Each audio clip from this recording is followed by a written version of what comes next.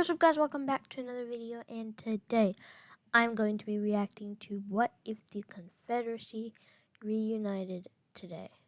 Now, I've already learned a lot about the Confederacy in this video and its sequel, but this video is going to be about, most likely, what if it reunited today. Obviously, it says in the title. Well, this was just what happened.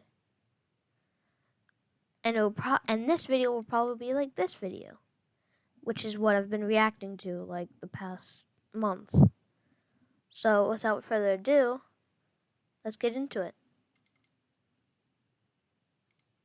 Over 150 years ago, the United States fought the bloodiest war in her history against herself. As much as 3% of the population of the country died fighting that war, and one of the two sides that fought it was the Confederate States of America. The Confederacy lost the war and was vanquished from history, but what if today, for whatever reason, the Confederacy re-emerged as an independent country again? What would the Confederacy of today actually look like? To begin with, the same 11 states that were part of the old Confederacy would be part of this new one as well. Texas, Louisiana, Arkansas, Mississippi. Okay. So it is this area. I thought it was mainly the South, and it is mainly the South. But there's some states that I will not consider the South, that people mainly not consider it. I would consider the South Arkansas, Louisiana, Mississippi, Alabama, Georgia, South Carolina, North Carolina, and Tennessee. And sometimes Virginia. But I would not include Florida and Texas. I don't know why. I just don't think they're the South. I think this is too this way and this is too South. Well, it sticks out a lot. And also it just does its own thing. Florida men are crazy. They do their own thing. Texas, stay away from them. And Virginia, I don't know.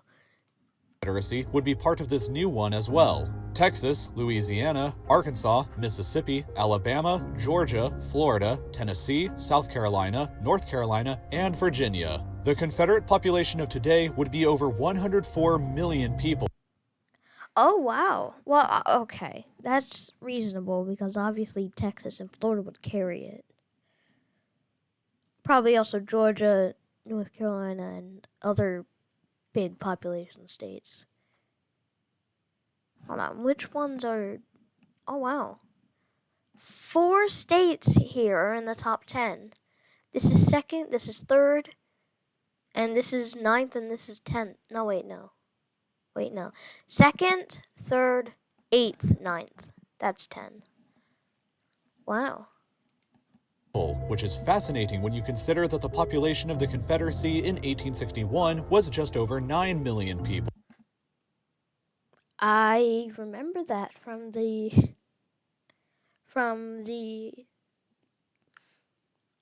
oversimplified video. But wow.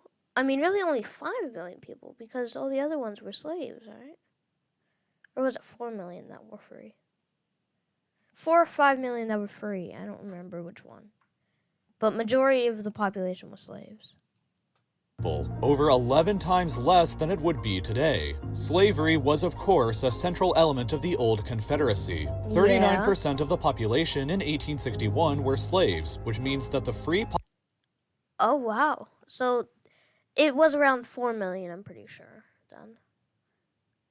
But wow, that's still a big majority, especially because 9 million is like sort of a low number. But wow. Population was really only a little over 5.5 million people. See? 4 million free, 5 million, or wait, what? No, 4 million slaves, 5 million free. So, yeah, the majority, I wouldn't count the slaves in the population though, because, well, I would, but just, I don't know. people. Slavery like this in the modern world, though, is absolutely unthinkable and completely unnecessary, as a modern confederacy would be much more industrialized and urbanized than its past self was. The most powerful and influential Confederate state in 1861 was Virginia, which was home to the capital city of Richmond, located just 155 kilometers away from Washington, D.C. The most populous city back then was New Orleans, with a population of only 169. Oh, that's it? I mean, I get that. That makes sense. But it's New Orleans. I obviously wouldn't think it was somewhere in Texas.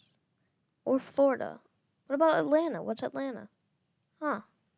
1,000 people. The least influential states then were Florida, home to 140,000 people, which, interestingly, was less than the population of New Orleans was at the time, and Texas. That flipped. Which was home to a population of just. Oh. Okay,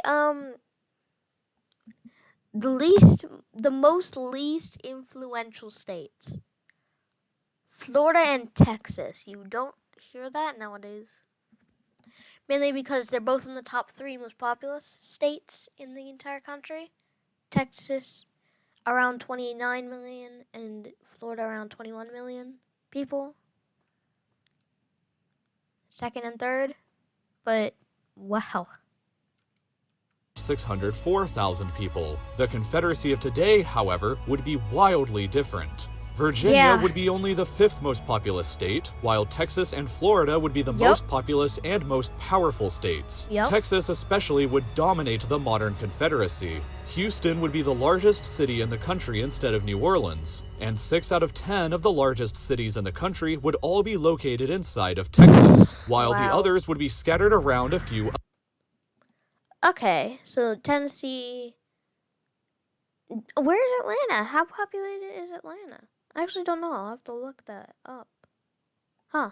Other states. The capital city would likely become either Austin or Tallahassee in Florida, owing to the power of those states inside of the country. Probably, if the Confederacy ever came back into existence, however, it would almost certainly be in immediate conflict with the remainder of the United States. So how would the two sides look compared with one another? The Confederate population, while higher than it was in 1861, would still have less than half the population of the rest of the United States at over 217 million people. The Confederate GDP would be 5.079 trillion US dollars, the 3rd highest in the world, but the remaining United States would still have an economy over twice as large at 13.49 trillion US dollars, making the United States still, after losing all the Confederate territory, the world's most powerful. Wow, I would think China would have overtaken them. Wow, I mean, this is past, obviously. I mean, when was this uploaded? Okay, it doesn't show me. Maybe if I exit this. Doesn't show me. Oh, here it is. I was usually looking down here. August 5th, 2017. China has passed us even with the Confederate States now. I'm pretty sure they have, right? Pretty sure they have passed us in economy. But that's still crazy to think that if all the Confederate States, all the Confederate States got independence away from the Union, that the U.S. would still hold a giant economy in 2017. It's crazy. Economy. The military budget of the Confederacy would also be the 3rd highest in the world at 161.2 billion US dollars, but it would be no match for the remaining United States military's budget, which would dwarf it at 450 billion US dollars. The actual military sizes, however, would be much more comparable than they were in 1861. Assuming that all of the soldiers of each state returned home and didn't defect, the Confederacy would start with a military size of 1,153,000 soldiers, while the remaining United States would have a military size of 1,211,000 soldiers, just slightly larger than the Confederates. In 1861, however, the odds were much more in favor of the Union, who had 698,000 soldiers at the peak of the war, Oh, compared to only wow. 360,000 Confederate soldiers then. With all things being considered, though, a modern Confederacy would be a major global power with the third largest economy and third most powerful military. Just like it was in Yeah. 1861, however, the Confederacy would be significantly weaker than the remaining United States. The two sides would have a similar-sized military to start off with, but the Union could draft significantly more soldiers later in the war since it would have more than double Yeah. the population of the Confederacy. The Union Army would also be much better equipped owing to a drastically larger budget and economy than the Confederacy would have, which means that in the event of another civil war, the Union would once again have more advantages and be the likely winner of any conflict. Please leave your comments Yeah. below about how you Yeah. Is that it? Pretty sure it is, right? Yeah, it is. But that's crazy, though.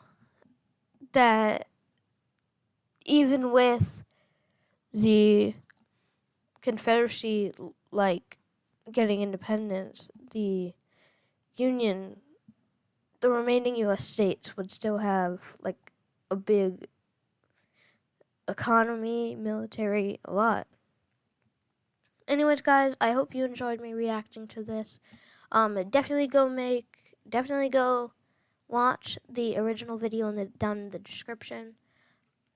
And I will see you guys next time I upload, which I don't know when, but I will. Please, I will upload. Promise me. Or I promise. Bye.